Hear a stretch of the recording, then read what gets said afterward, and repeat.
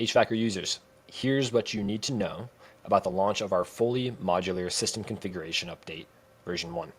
It's the first time we've made a feature announcement like this, and we're doing so now because this update marks a significant change in how systems are modeled in HVAKR. I'm going to highlight what hasn't changed, what has changed, and a few scenarios you should pay extra attention to as you utilize this feature update.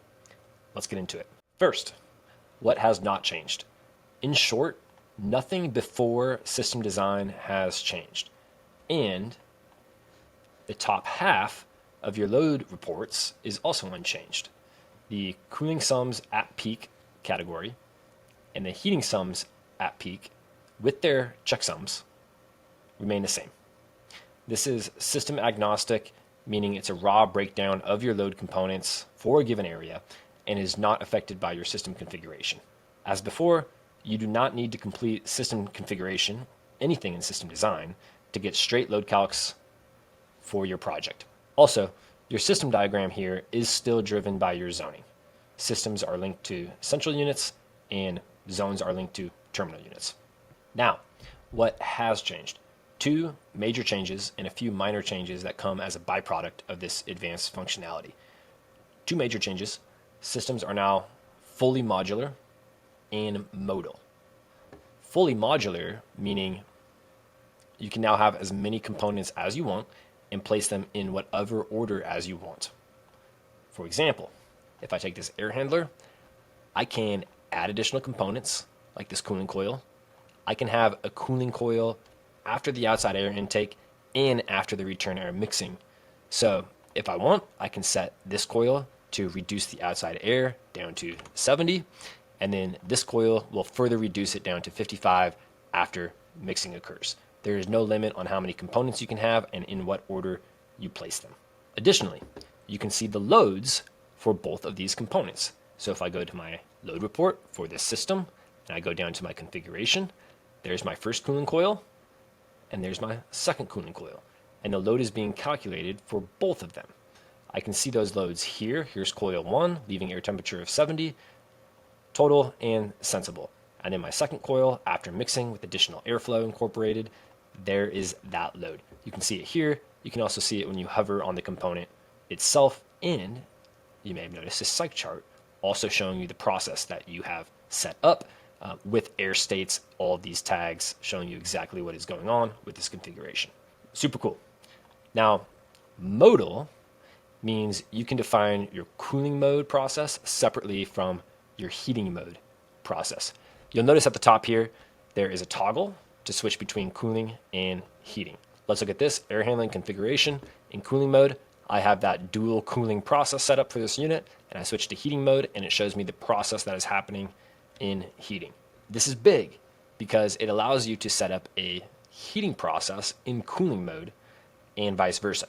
For example, let's say I get rid of this and I want to subcool the air to 40 degrees with this coil, and then I want to enable a heating process in cooling mode and bring the air back up to 55 degrees. This is a process that is now happening in cooling mode.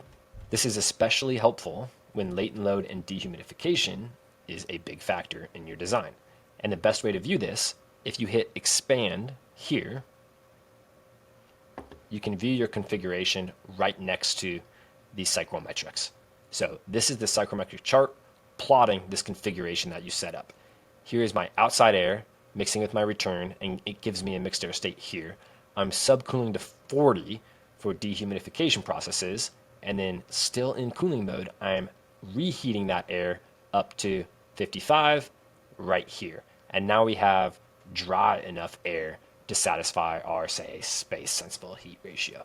So it gives you the chart along with your configuration, and now we have this modality where you can have a cooling and heating process that designed for a single mode, cooling or heating.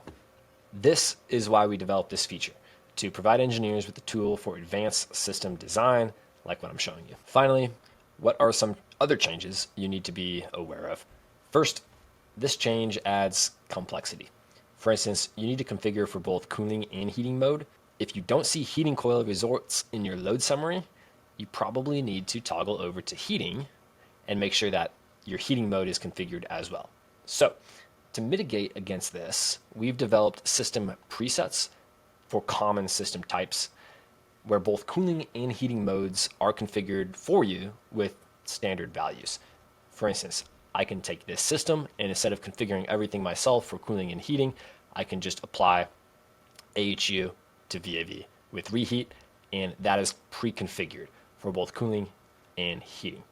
Another preset is DOAS to fan coil unit, where you have dedicated outside air, and in cooling and heating mode, it is tempering that air before it goes to the terminal units, which have return air applied. They're getting the outside air from the DOAS and otherwise are recirculating the air to handle the cooling and heating loads for your zone.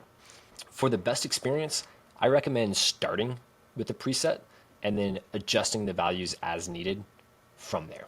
Next, air balancing has always gone hand in hand with system configuration. Now, previously, air balancing was a separate step. Now, it is a separate view. The idea here is the diagram view here and the canvas view here are really both two views of the same data. The diagram view is better for your equipment configuration. The canvas view is better for finalizing your design airflows. You can even expand your zones on the diagram view to see the spaces it's serving and see each space's design airflows, but it's easier to balance on the canvas view because then you can actually see your airflows and your spaces on your plans, and it gives you better insight into where you should transfer out of, transfer into, where you should add exhaust. You can actually see it geographically as a whole. But as before, updating your design airflows here is still reflected in your system configuration, your psychrometrics, and your coil loads. Lastly, there are two scenarios for which airflow behavior has changed slightly. They are both related to a fan coil unit type configuration, i.e. you have return air going back to the terminal unit or zone level equipment. The first is ventilation air coupled or ducted directly to fan coil type units. Previously, you could have a configuration like this, where supply out is driven by the load determined CFM, return back is equal to that unless exhaust was present in the space, and it was up to you, the user, to balance this system design by going to air balancing and either reducing the return air, which usually meant transferring out of the space, or increasing the supply air to rectify this design, because 530 plus 160 does not equal 530.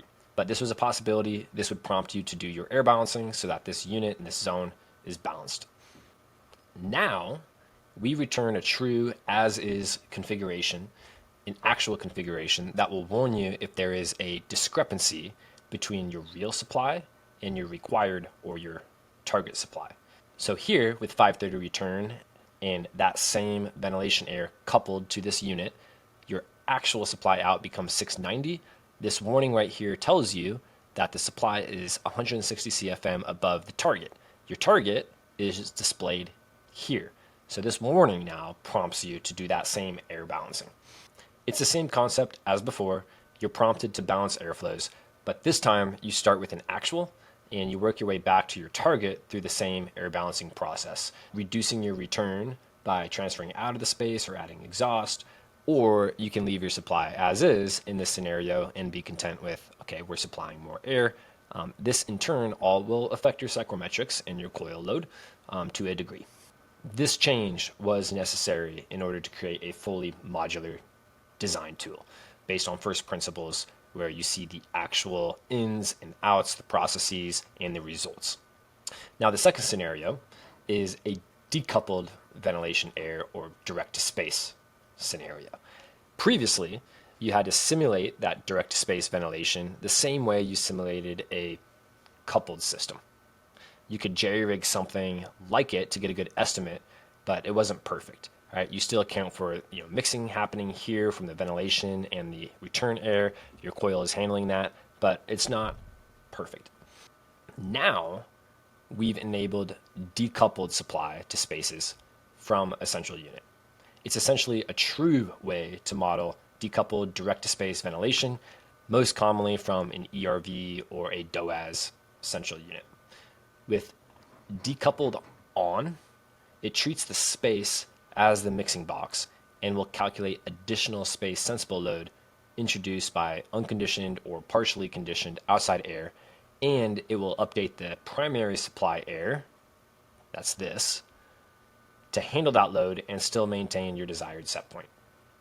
You can see this in your reports. So that terminal unit I was just looking at is right here.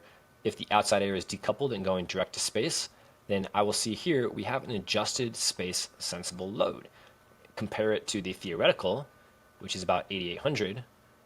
Because this air is not fully conditioned, it comes in at about 81.5 degrees. The adjusted space sensible is about 10,000. And this will affect the primary supply air. So that 610 CFM at 55 is still maintaining the set point in the space with this air incorporated into it. In doing so, you're going to get a true coil load for this scenario. I highlight these scenarios because if you are in the middle of a project like this and are doing things the old way, you'll want to review your configuration and air balancing to make sure it still complies with this new format. In summary, we have some changes, but huge added functionality. We've provided an easy button in the way of presets to maintain simplicity, but diligent engineers should still review their system design now that we support this modularity. This is version 1 of our new configurator. Over the coming weeks, we will be making further improvements to the diagram to support better analytics and display more useful data directly on the diagram. So stay tuned for that. If you have any questions or comments, contact us at support@hvakr.com. Enjoy.